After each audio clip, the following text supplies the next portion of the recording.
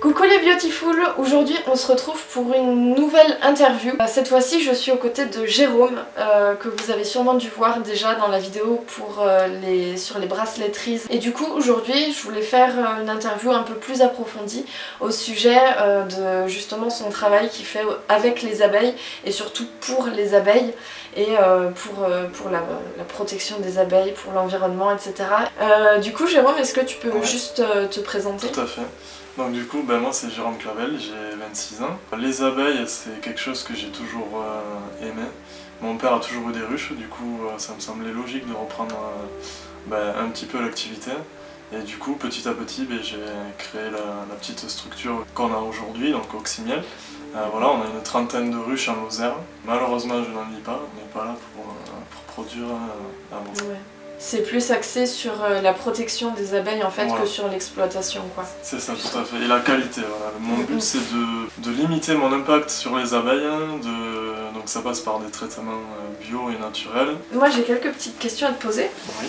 Est-ce que tu peux m'expliquer pourquoi est-ce que les abeilles disparaissent autant? C'est un peu conjoncturel, c'est-à-dire qu'il y a plusieurs facteurs qui rentrent en jeu, les traitements qu'on peut faire sur les ruches qui peuvent impacter ça, mais il y a tout un tas de critères au quotidien, donc ça va être le temps qui va influer beaucoup sur la perte, parce que les saisons, c'est comme s'il n'y en avait plus. Après, il y a l'agriculture environnante, on a aussi besoin d'eux, mais du coup, des fois, voilà, le mode de production fait qu'il peut y avoir des épandages entre guillemets nocifs de pesticides et tout ça. Après, il y a tout ce qui est parasites, donc le varroa, contre lequel on essaie de mettre en place des luttes. Après, autre chose, on n'y pense pas forcément, mais ça va être tout ce qui est environnant, donc notamment les chemins de fer. Sur l'ensemble du territoire, il y a énormément de chemins de fer, et ils sont énormément traités, donc ça pose un gros problème, parce que du coup, souvent, il y a de la flore mellifère, et du coup, avec les pesticides qui sont répandus, c'est une contamination croisée. Les doses mises sur les chemins de fer, c'est quelque chose d'impressionnant. Ah ouais.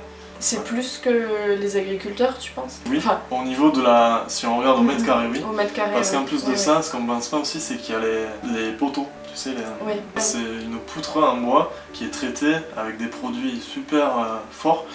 Et donc ce bois-là, il se transforme, en fait, il est imputrescible avec la pluie, le soleil, tout aux alentours, sur la flore qu'il y a, et ça remet des résidus, plein de substances qui n'ont pas lieu d'être, et du coup ça aussi ça contribue. Quand l'abeille vient se poser sur la fleur, bam, hop, elle le ramène dans la ruche, dans le miel. Et ça contamine tout. Donc, en fait une ruche c'est extrêmement fragile, quoi, du coup. C'est très très fragile. De toute façon l'abeille c'est le premier indicateur d'un écosystème. Donc à partir de là, si l'abeille meurt, il faut se poser les bonnes questions. Je t'avais parlé aussi des Wi-Fi. On n'y pense pas assez, mais les ondes, tout ça, elles se repèrent avec ça. Et du coup, ça fausse tout leur environnement. Donc nos téléphones et tout ça, et c'est pour ça qu'on les a pas pris d'ailleurs. Voilà, c'est ça. Toi, personnellement, combien de ruches tu as déjà perdu? Chaque année, en moyenne en France, on perd 30% du cheptel. C'est énorme. Voilà, c'est vraiment énorme. Si on disait ça à tous les éleveurs de bovins, ovins, caprins, je peux vous assurer qu'ils seraient tous dans la rue. Et donc du coup je suis dans ce ratio-là de 30% chaque année. Est-ce que c'est compliqué de remplacer une ruche, et est-ce que c'est cher aussi? Alors déjà il y a l'aspect émotionnel qui rentre en jeu. Oui, bien sûr. Parce que du coup on s'attache à cette trouver un essaim mort, ça ne doit pas forcément être ce qu'il y a de plus sympa.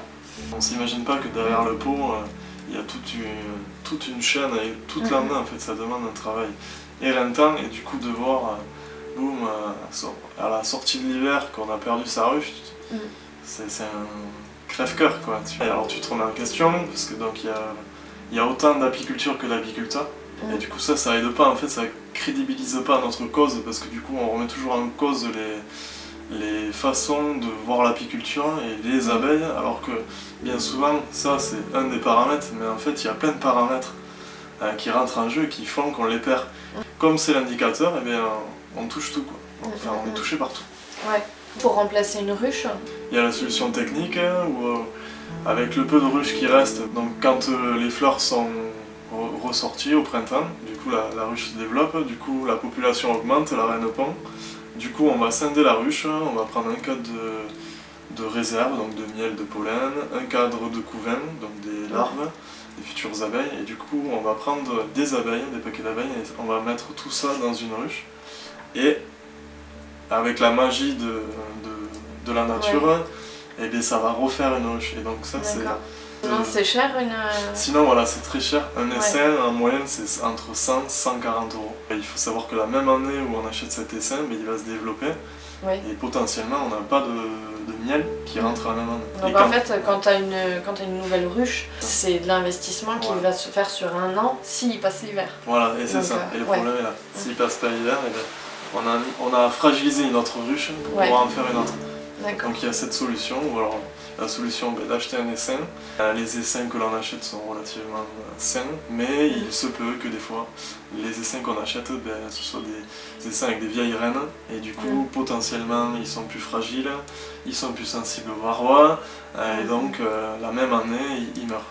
Ou alors après, il y a une dernière solution, c'est d'acheter des reines, de faire le même système que je te disais, donc de scinder une ruche, et de mettre une reine fécondée, et du coup là, la même année, elle produit.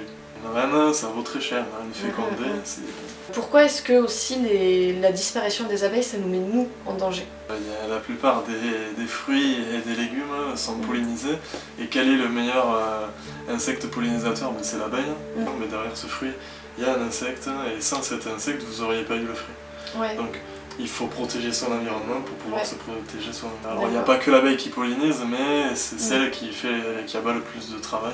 Admettons que toutes les abeilles viennent à disparaître, est-ce que tu penses qu'il y a un autre insecte qui pourrait prendre un peu la relève? Alors il y en existe qui sont déjà même utilisés, c'est les bourdons, qui sont vraiment utilisés dans l'agriculture intensive, sur les grandes zones, le tournesol, tout ça. Ah oui. Et même au niveau des arbres fruitiers aussi, notamment les amandiers, tout ça. On utilise les bourdons parce qu'ils sont un peu plus résistants que les abeilles. Mais c'est pareil, c'est un mode de production qui va pas, on réfléchit pas comme il faut. Le bourdon ou l'abeille, ça devient un facteur de production, et donc on le change chaque année. Mais donc au final, un jour ou l'autre, on arrivera au même problème. On va les épuiser aussi. Donc la réponse c'est oui, il y en a d'autres, mais on arrivera à la même fin. D'accord. Donc du coup, toi, tu es membre de Un Toit pour les abeilles? Depuis 2014, en fait, je suis partenaire d'Un Toit pour les abeilles. Ça s'est fait par un hasard. J'ai vu une fois un apiculteur qui travaillait avec Un Toit pour les abeilles, et du coup je me suis dit que bon, ça pouvait m'aider à investir un petit peu sur des fonds de ruches en plastique pour aider contre le varroa, parce que ça a un certain coût. Voilà, après essayer de m'équiper petit à petit, parce que tout est fait à la main, et donc voilà, je voulais m'équiper un peu plus, pas pour développer outre mesure, mais faciliter rester sur un mode de production qui soit quand même artisanal, mais avec des outils qui soient quand même un peu plus modernes. Tout à fait. C'est ça. D'accord. Depuis que tu es partenaire d'Un Toit pour les abeilles, quel a été l'impact réel sur tes propres ruches et enfin le fonctionnement de tes ruches? Alors donc il y a l'aspect financier qui est entré en jeu, ça m'a aidé, ça m'a permis justement de racheter du matériel, mais aussi des abeilles. J'avais acheté cet essaim que j'avais mis sur la région montpelliéraine. Oui, ça a eu un apport, et même au niveau de la vente, au niveau des pots de miel. Chaque consommateur qui parraine une ruche a en contrepartie des photos, des vidéos, de l'actualité, mais aussi du miel, parce que ça permet de faire goûter le miel, de connaître les terroirs, et aussi d'aider du coup ces ruches à se maintenir. Enfin, j'avais vu sur internet moi qu'une abeille, une cuillère à soupe de miel, c'était le travail de toute une vie de 10 abeilles. C'est à peu près ça. C'est à peu près ça. Le miel, c'est vraiment un produit qui est rare, voilà, qui est précieux, quoi. Bien sûr. Voilà.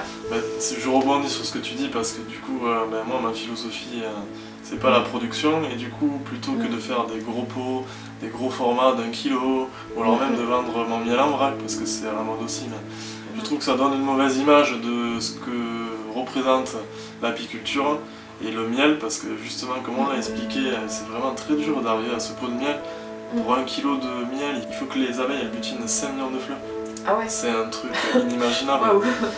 Elle parcourt la distance de la Terre-Lune durant ses 15 jours de vie.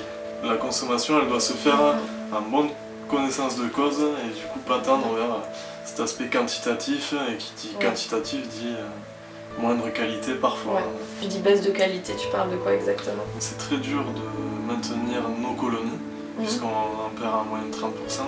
Donc forcément, c'est comme dans la société, il y a toujours des gens qui trouvent des solutions. Alors on peut pas trop les incriminer parfois parce que c'est leur revenu. Moi je n'en vis pas, malheureusement, j'aimerais bien. Du coup, forcément, il y a diverses solutions. La solution, c'est aussi de faire comme ce qui se fait en Chine, hein, parce que c'est très facile de faire du miel à une ruche. Vous mettez une ruche, vous la nourrissez de sirop de glucose, et hop, elles vont l'ingérer, elles vont vous en faire du miel. Du coup, au lieu de faire une moyenne de 10 kg de vrai miel à base de nectar, on multiplie par 2, par 3 la production et on fait du miel qui n'en est pas, du coup on casse les prix. Ouais, et qui n'est pas aussi intéressant au point de vue nutritif et tout ça aussi, j'imagine. Et du coup, ça se rapproche du miel que vous connaissez dans le supermarché, en forme de triangle, avec une jolie abeille qui commence par lune. Voilà. Et donc ce miel-là, il faut l'éviter parce que justement, quand tu as écrit miel UE et hors UE, c'est forcément du miel de Chine. Et du coup, on ne devrait même pas l'appeler miel. Voilà. Après, il y en a d'autres qui coupent du coup le sirop de glucose avec de l'eau. Il y a des contrôles qui sont faits quand même. Voilà. Alors après, je sais pas en conventionnel parce que bon, je sais pas trop ce qui se fait. De toute façon, c'est le système global qui va pas. Donc forcément, il y a des gens qui essayent de s'en sortir parce que le produit n'est pas payé à sa juste valeur. Et ça, on peut généraliser à toute l'agriculture. On a plutôt tendance à se dire bah oui, mais les produits bio, en fait les produits vrais sont chers, alors qu'en fait c'est juste qu'on a été habitué à acheter des produits qui sont pas vrais et du coup qui sont beaucoup moins chers, alors qu'en fait c'est un non-sens total, quoi. Dernière question aussi, on entend souvent les agriculteurs manifester dans la rue, se faire entendre, etc. Est-ce que les apiculteurs sont justement représentés et défendus surtout?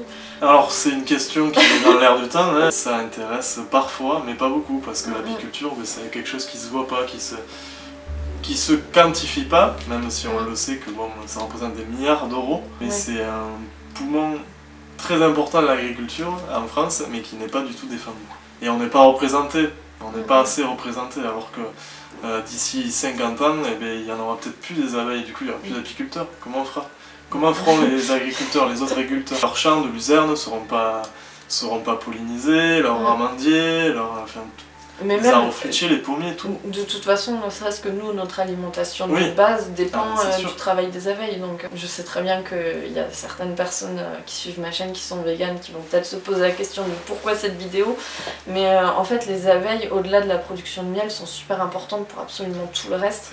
Et font simplement tourner la vie sur Terre, quoi. Je pense qu'on peut résumer un peu comme ça, non? Et puis, oui, on peut résumer comme ça. Puis elles sont tellement en danger qu'en fait, elles ont besoin de nous. Et du coup, nos actes ont des conséquences sur elles et donc sur nous. Ouais. Merci Jérôme pour ton temps et tes réponses. Je t'en prie, c'était avec plaisir, Alice. C'était très intéressant. Si la démarche de protéger les abeilles et ce genre de questions vous intéresse aussi, moi dans la description j'ai mis d'une part les liens vers le travail de Jérôme et de deux vers un toit pour les abeilles, donc je vous invite vraiment à aller y faire un tour et à aller voir ce qu'il propose. Et encore une fois, au-delà de la production du miel, les abeilles c'est vraiment une histoire de protection de l'environnement et de biodiversité. Nous on va vous laisser là-dessus. Je vous fais plein de gros bisous, je vous dis à très bientôt dans la prochaine vidéo, et puis bien entendu, prenez soin de vous. Et avant de terminer cette vidéo, j'aimerais vous dire quelques mots sur untoitpourlesabeilles.fr. Il propose aux particuliers, aux entreprises et à tout autre genre de structure de parrainer les ruches pour sauver la pollinisation. Il suffit simplement de se géolocaliser sur le site internet de l'initiative pour trouver l'apiculteur le plus proche et vous pouvez le parrainer à partir d'un 10e de ruche. Et sachez que 10 parrainages font une ruche. En échange, vous êtes invité à venir visiter votre ruche et vous recevez toute l'année des nouvelles de vos abeilles. Et pour rappel, il vous reste encore quelques jours pour participer au concours pour gagner 2 brasseletteries de l'édition limitée Be Happy, dont une part des bénéfices sont reversés eux aussi en faveur des abeilles. Donc pour participer, il suffit de cliquer sur le lien dans la description de la vidéo. Voilà, si cette cause vous tient à cœur, à présent vous savez exactement comment faire pour agir. Prenez soin de vous et des petites abeilles.